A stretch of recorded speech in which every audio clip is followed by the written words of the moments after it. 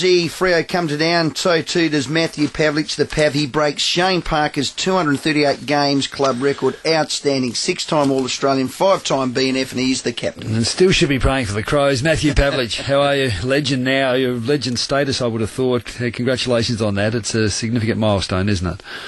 Yeah, Graham Rowie, it's a nice milestone to achieve. But to be perfectly honest, and I've said this a few times this week throughout some of the interviews I've done, it doesn't mean a huge amount right at this moment. I don't want to be disrespectful or dismissive of the record, because it is a significant moment, and I understand that for the club. But athletes live in the moment, and it's important for us to win the game more so than win for the significance of the record for me. So yes, it's important, but it'll be something that I'll probably look back on in a few years, if and when I have kids and grandkids, and say, well, I used to be kind of half okay.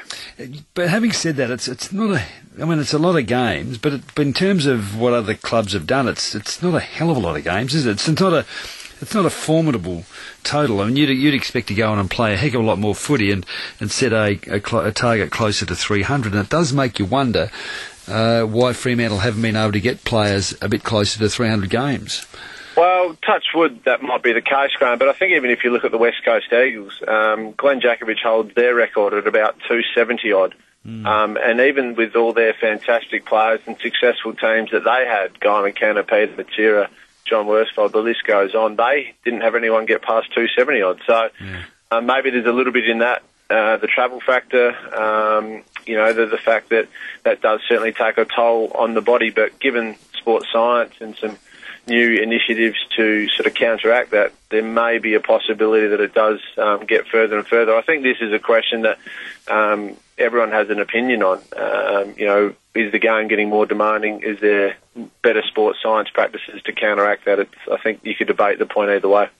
You spent a lot of time on ball last year, Pav, but still managed to kick 61 goals. We're only 2 games in, and you've had 2 ripper games as far as the club's gone, physical. Have you seen a big change this year just in that 2 games? With my particular role? Well, yeah, a little bit your particular role, but predominantly the game itself. A lot of people are telling us the intensity's just gone up another level. Well, I'm probably one of the ones that might hold the view the other way, in that the speed of the game's potentially dropped, given that players are more fatigued and there's less rotations, about on average the same number of rotations there was last year. But that player coming back on, by virtue of dropping one on the interchange, means that you're more fatigued when you come on. So the speed, or AKA the intensity of the game, may have actually even dropped, particularly after half-time. The AFL is claiming a victory. They're saying what I'm reading today, they're rolling out stats that the ball's being cleared more often from scrimmages. It's being cleared more often from the centre bounces, like small percentage increases. But they're saying it's a victory for the substitution law. Just about every player we speak to says it's rubbish. Now, you're on the laws committee, aren't you? Yeah, that's right. So can you give us can you give us an unbiased assessment of the game, of the law? Well, I'll give you an honest description from my perspective. In that, I think what I was presented with by being involved with the process is years and years of research. Now, from sports scientists, from the AFL medical officers, and from the clubs. Now, that research has come into question by a variety of people, whether it is the club's sports science chair, which is headed by a variety of AFL club sports science experts. The clubs in particular sort of held strong views either way. I don't think there was a couple of clubs that had really strong opinions against it, other clubs who were for it. So, I mean, I really think it's a bit like people sort of starting to write off teams after 2 rounds. It's a little bit like starting to say, teams are going to win the premiership after 2 rounds. Let's just sort of sit and wait before about halfway through the year before any hard evidence either way is actually discussed about this. Pav, let's talk about the team. 3-goal 9 in the second half last week versus Geelong. Kick yourselves out of it. I mean, maybe your accuracy's affected by the rotations as far as fatigue kicking in. Yeah, potentially. I think, that's something that each club has to try to simulate in their daily and weekly training systems is trying to get game-like scenarios whereby players are under fatigue and then having to not only decide which way the ball should be moved, but then able to execute the skill. And every club in the AFL weekly is trying to make sure that they're training at those sort of standards. But at the same time, obviously, to get that absolute fatigue and then front up a few days later and play is almost impossible. So it's a continual battle for all the clubs, but certainly on the weekend we had our chances. We had a high rate of inside 50s, and we just weren't able to execute when it mattered. Crows are off a bye. They were banged up last week. It's not a good hunting ground for you, Amy Stadium. What are you expecting? I'm expecting a red-hot game. Their second half against Hawthorn was terrific.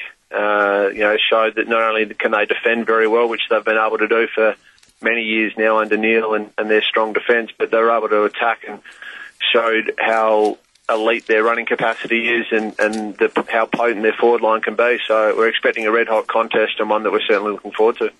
How's Michael Barlow coming along? He's such a great debut last year, then the shocking leg injury.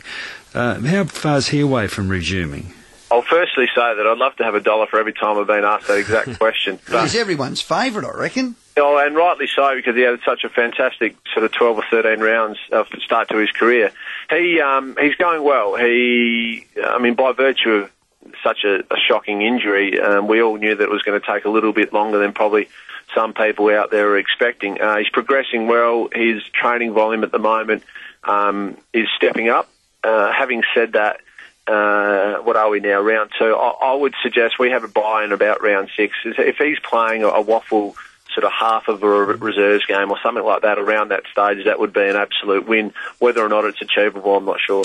Pav, you debuted for Freo in 2000, round 5. It was actually at the WACA. You're 18 years old. Actually, you only pretty much just turned 18. Did you think you'd stay in Freo this long? I mean, crikeys, we thought we would have you back long ago.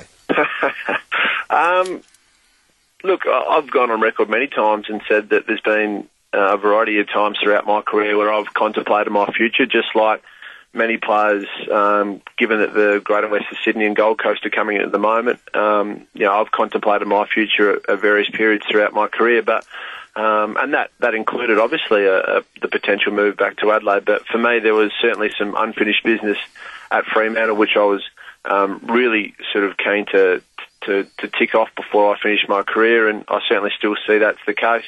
And I hopefully can be at the forefront of some sustained success for this football club. Did you get approached by the Gold Coast? No. What about Greater Western Sydney?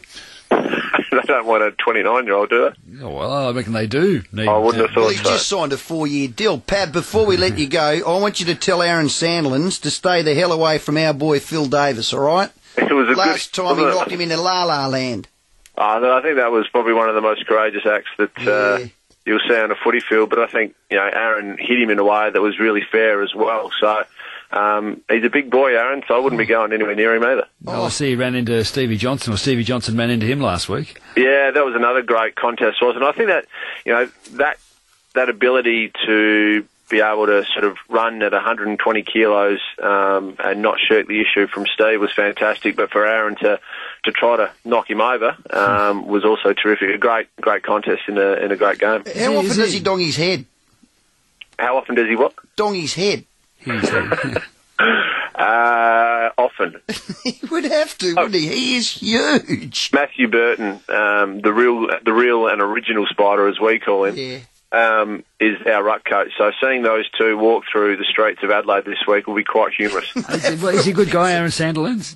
Oh, he's a ripper. Yeah, country fella from Mount Barker, which is sort of Franklin River, sort of Albany way, which is sort of about 4 or 5 hours south east of Perth. Fantastic family, fantastic fella, and really developing his leadership skills as well. Well, Pav, always great to have you back. Not always good to see you play well against our teams here, but congratulations setting the Fremantle most games record, 239, and there'll be many, many more of those. So have a good game personally, but by gee, we want the Crows to come over the top of it. As always, nice to have a chat, boys, and maybe one day we'll get you wearing a Freo scarf. You never know. Well, I tell you what, I do like the new jumper. Oh, I'm glad. I'm glad. I know you've always been a passionate hater, if that's the way to term it, about our song. So you never know. We've changed the Guernsey. You never know, Grant. The song is a dirge. Take us out to the break with your song, Pav. Come on. No, don't do that. I'm going to worry about playing. I'll leave all that other stuff to the experts who can sing and play guitars and things like that. Graham, you should actually come up. If you can write a song for us, Graham, I'll present that to the board. How's that sound? Okay, well, that's a Done. challenge. There's a That's challenge. A challenge, yeah. Pav, have a great game, mate. Thanks for your time. Good on you guys. See ya. Going to break Shane Pavlich. Parker's 238 games record. 6-time All-Australian, 5-time BNF, 7-time leading goal kicker, captain since 07. Unbelievable record. Unbelievable record. And the Crows could have had him. Coming up very